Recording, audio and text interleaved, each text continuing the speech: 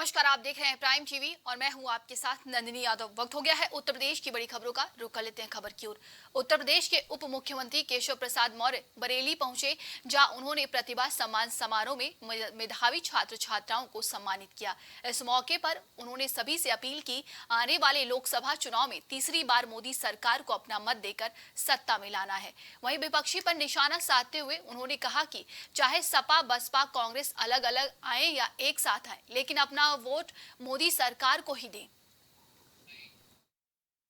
तीसरी बार मोदी सरकार बनने जा रही है। जनता का आशीर्वाद है, समर्थन है। आज प्रतिभा सम्मान समारोह में मुझे आने का अवसर मिला। अनेक प्रतिभाओं को सम्मानित करने का अवसर मिला। श्री बहोरन लाल जी को, अपने क्षेत्रीय अध्यक्ष श्री दुर्विजय साक्य जी को, हमारे आदरणीय संतोष गंगवार जी को, हमारे सभी सम्मानित विधायकगण, महापौर जी, सबका इसके लिए धन्यवाद करते हुए हमारे डॉक्टर अरुण सक्सेना जी, जो हमारे मंत्रिपरिषद के हमारे सहयोगी साथी हैं, आज सबके साथ यहाँ पर कार्यक्रम में आने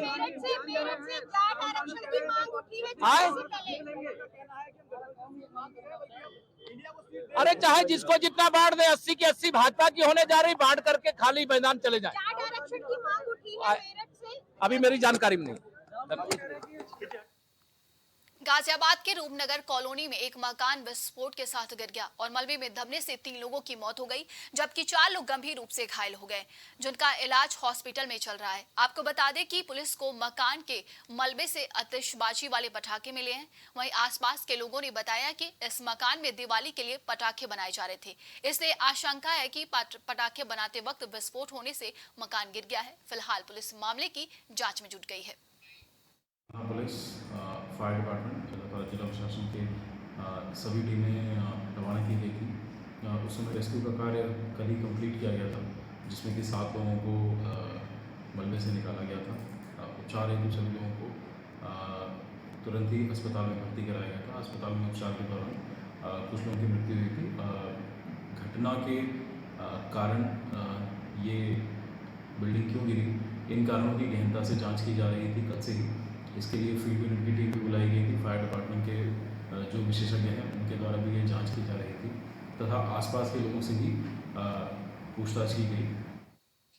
कानपुर के पनकी स्थित प्राचीन पनकी कटरा हनुमान मंदिर में बुढ़वा मंगल पर लाखों की श्रद्धालु दर्शन करने आएंगे, जिसको लेकर कमिश्नरेट पुलिस ने चाक चौबंद के इंतजाम कर दिए हैं।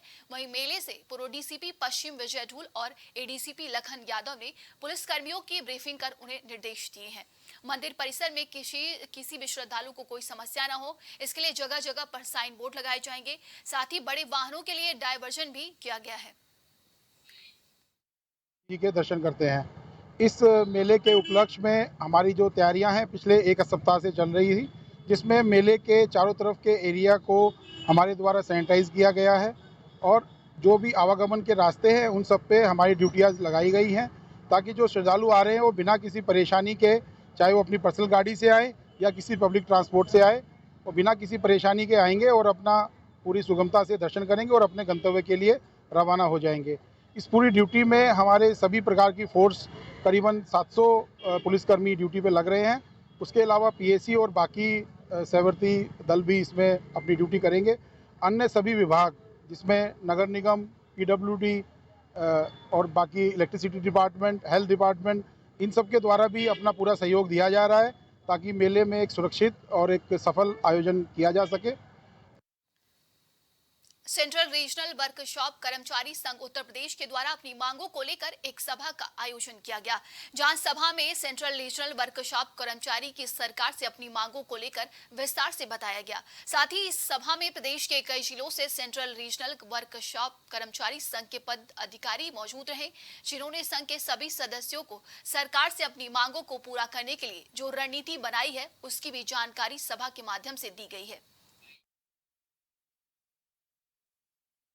ने इंटेक्स से संबद्धता प्राप्त कर ली है और राज्य कर्मचारी स्वयं परिषद से संबद्धता प्राप्त की है और इनकी जो भी समस्याएं होंगी वो मैं माननीय विधायक जी के सहयोग से सरकार के सामने रख करके उसको त्वरित हल कराऊंगा। ये बहुत बड़ा फैसला है। आज के परिवेश में इंटेक लगभग लुप्त प्राय है और हाशिए में जा चुकी है और पूरे प्रदेश में राज्य कर्मचारी स्वयं परिषद ये एकमात्र ऐसा संगठन है जो जिसमें 20 लाख लगभग कर्मचारी हैं जो लगातार कर्मचारियों के स्वाभिमान सम्मान की लड़ाई लड़ते हैं। मैं माननीय विधायक जी का हृदय से आभार व्यक्त करता हूँ कि उन्होंने अपना बहुमूल्य समय निकाल करके हम लोगों के बीच अपना स्नेह और आशीर्वाद दिया है। बहुत बहुत धन्यवाद। को जिस प्रकार से सरकारी अधिकारी दबाने की कोशिश करते हैं, या उसके खिलाफ भी एक बुलंद आवाज़ है कि हम देश के हित में काम करेंगे, लेकिन सरकारी जो अधिकारी हैं जो अनावश्यक दबाव बनाने की कोशिश करते हैं उनके विरोध में भी हम काम करेंगे। हमारे लिए देश प्रथम है। ये गुलामी की मानसिकता अधिकारियों को छोड़नी चाहिए, जिससे कि देश को आगे हम विकास की राह पर बढ़ा सकें। मेरी शुभकामनाएं आज सारे लोगों को।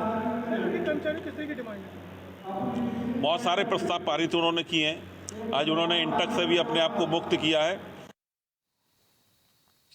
अलीगढ़ में थाना क्वारसी क्षेत्र के अंतर्गत बेगम बाग की रहने वाली एक महिला ने बताया कि जब वो घर से किसी काम के लिए निकलती थी तब अचानक उसके पीछे से LIC एजेंट विजय चौधरी घर पर आया और नाबालिग के साथ छेड़खानी करने लगा।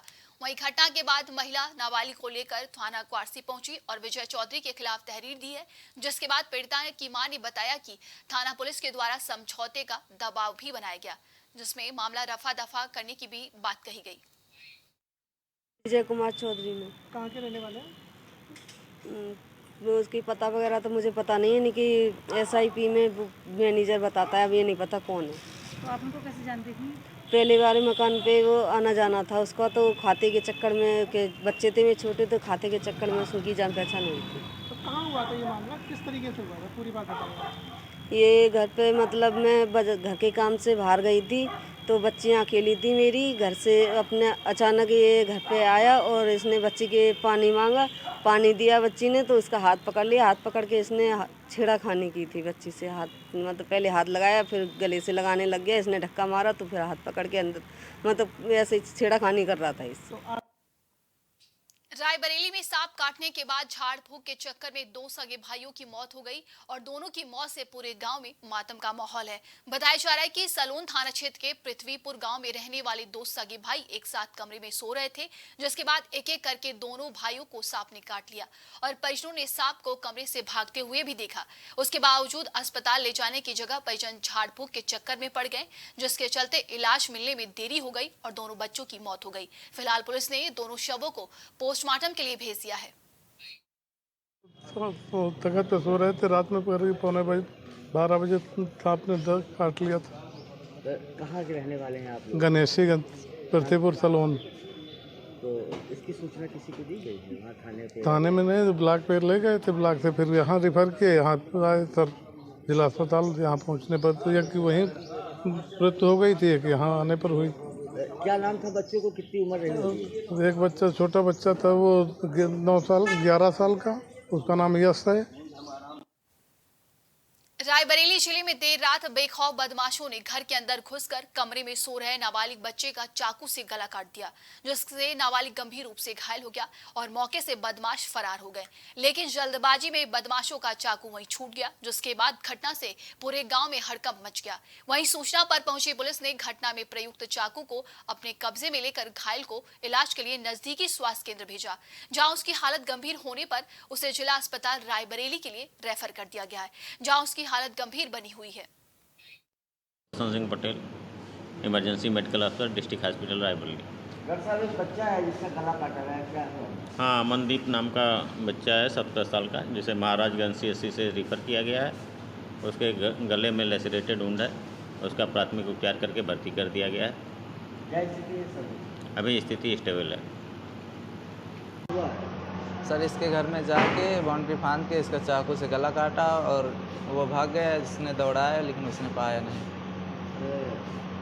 तो पुलिस को इसकी सूचना हुई है? हाँ, पुलिस की सूचना हुई।